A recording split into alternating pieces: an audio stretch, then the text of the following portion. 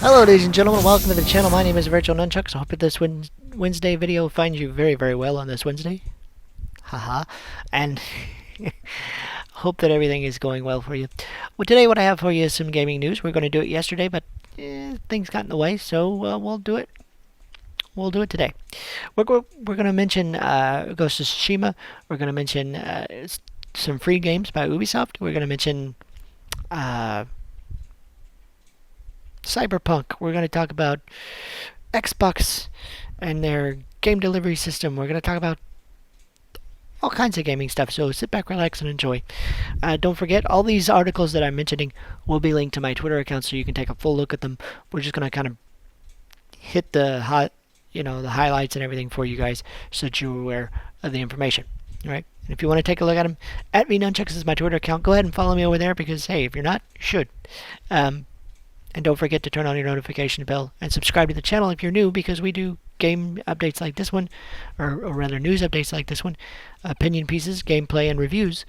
So if gaming interests you at all, consider subscribing to the channel. All right. And of course, you always can leave me a comment down below. Let me know what you think of all this stuff as well. I will always talk to you guys. All right, so let's talk. First off, I'm going to mention that Sony released a few days ago about a minute trailer reminding everybody about Ghost of Tsushima coming. It's called A Storm is Coming.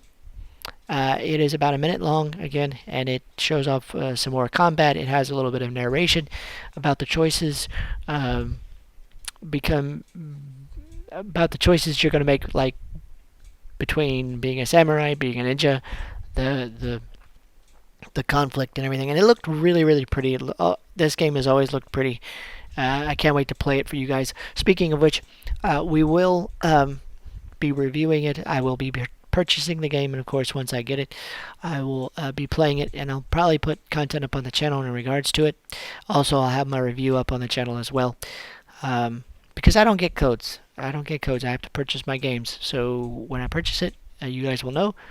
So if you want to be a part of that, don't forget to subscribe and turn on notifications, okay? But yeah, definitely check out the trailer. It's pretty cool. We're about 2 weeks, a little over 2 weeks from it right now. So yeah, check it out. All right. Now,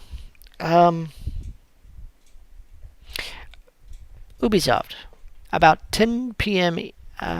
10 a.m. Pacific time, 10:30 a.m. Pacific time.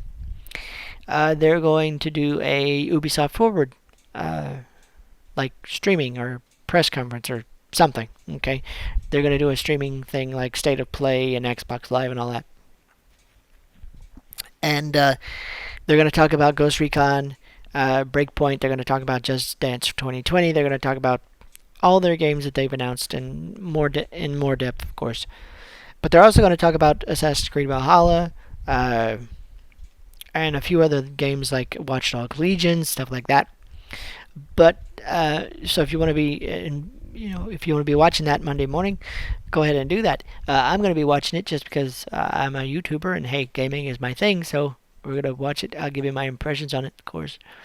But what they announced was that if you want a free game on Monday, if you tune in and log into your Uplay account between the pre-show and between the start of the main show, anytime in that span of time, you will get Watch Dogs free.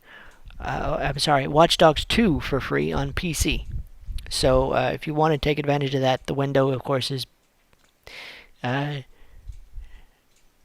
after the pre-show, before the main show. So you've got a span of about 10, 15, 20 minutes in there somewhere. Anytime that you log into your Uplay account there, you should be fine to be able to download it according to that information. And again, I've linked this information to my Twitter account so you can get the exact time for your time zone. Okay? So there you go.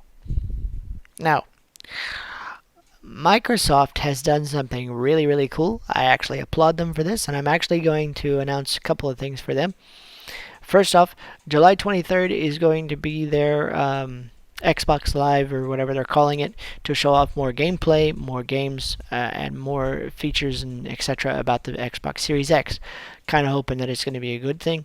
I'm rooting for both companies this year because I want them to have good games for both sides. Because no matter what console you pick, the whole reason we pick them and the whole reason we buy them is for the games. And if you don't have games this year, I kind of feel bad for you.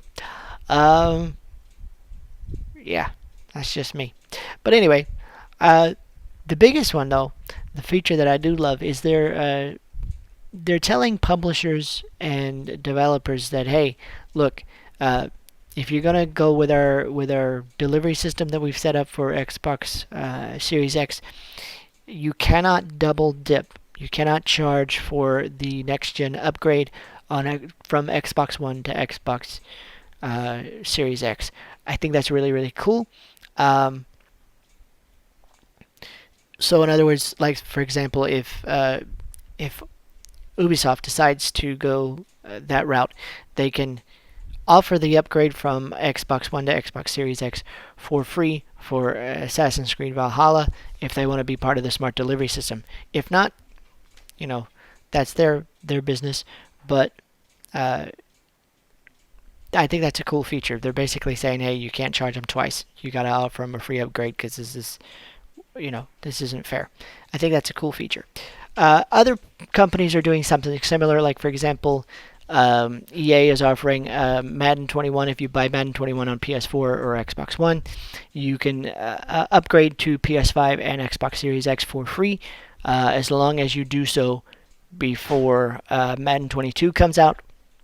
Um, the other thing, though, the only thing that I don't like is some of them are doing like a cross-generation bundle where you can get NBA 2K21, for example, will be available on both consoles, but you pay like $99 for both games on your current gen console and then of course your next gen console. I don't think that's a cool idea. Um, that just seems like a little much for me. Microsoft has also said to people that if you're going to develop or be part of our smart delivery system, you have to decide what kind of scheme you're going to do, whether it's cross-generation bundles or whatever, by the launch of your title and by the launch of the console, because they want to be able to bring over all your saves, your achievements, your trophies, whatever. So I think that's pretty cool. I hope that Sony does something similar for PS5, because with Ghost of Tsushima coming out, that's a new gen. That's the same generation title. But if you want to play it on on PlayStation 5, I kind of hope that we're able to do that and not have to pay for like a remastered copy or something like that. That kind of sucks. So there's that. Um, so I think that's a good thing. Um, let's see. We mentioned Xbox. We mentioned Ubisoft. Cyberpunk 2077 has the developers have said that they had originally planned on doing like a wall running mechanic like you see in Titanfall or Mirror's Edge or Star Wars Jedi Fallen Order, where the guy's running on the walls, jumping under a lot of stuff. But they've decided that they cannot offer that feature because of design limitations that they have. It was a nightmare, and so they decided to remove that feature before launch. But they said that they're still going to find ways for you to move around the world in exciting and innovative ways. So we'll have to wait and see how that works out. But if you were looking for a wall running feature for Cyberpunk, I'm sorry, it's just not going to happen this time around. Yeah, so you're out of luck there. But that's okay. I mean, the world looks pretty cool. Everything that I've seen about the world of that game looks awesome. So I mean, I don't care if I'm wall running or not. I'm just kind of intrigued about the world, and as long as the story's good, which it's CD Projekt Red, so I'm sure it's going to be good. So far they haven't made games that aren't good, so I'm kind of hoping, and we'll look forward to that. Okay.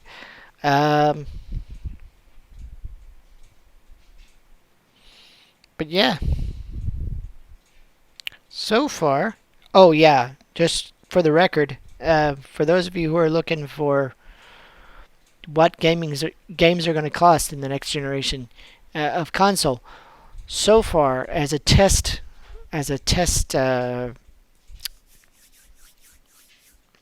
I don't know what the word is I want. Kind of like a they're going to put their feelers out. According to 2K Sports, they've decided that they're going to charge $70 for 2K21, NBA 2K21 on PS5 and Xbox Series X. Other game companies are saying, I don't know if we're going to do that. Kind of hope we don't. But to be honest with you, we haven't had a game increase from $60 for the last 15 years. So, as much as I hate to say it, probably going to see it. I hope not. I hope it stays around $60 because this is an expensive hobby. And we're already going to be paying for consoles.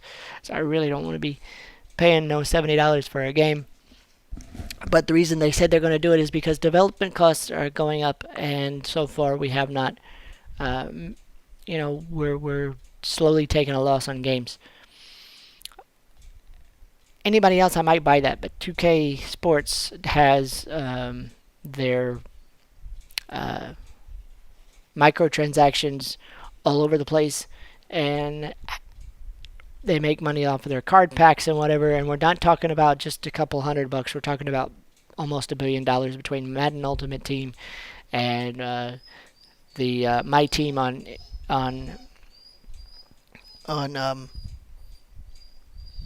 NBA 2K21. So I think it's kind of crazy that stuff is going on. Anyway, hope you guys have a great day. That was the news for today. If you have any opinion about the news, you can always leave me a comment. You can follow me on Twitter, facebook.com/virtualnunchucks, over on twitch.tv/virtualnunchucks. And I hope you guys have a great day. And don't forget, don't mind my puppy, because she just thinks she needs to be paid attention to. Love you guys, and we'll see you guys in the next video. All right.